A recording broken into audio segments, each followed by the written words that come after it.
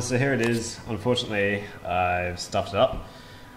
Basically, this thing is supposed to be larger, and I knew that, but I changed the size file and I changed the material size. I didn't change the size of the logo. Yeah, I'll have to cut that again. And I've cut myself on the cutter, and it wasn't even moving. Anyways, I got to get back to cutting this thing. Just got to take these bits of tape off and cut the logo out again. Yeah, so these are the cuts. This is the first one I screwed up. And this is the second one, which is the proper dimensions. And then that's the actual logo, and that's supposed to go on top of there. Anyway, so this is how it's turned out. With the Transformers logos.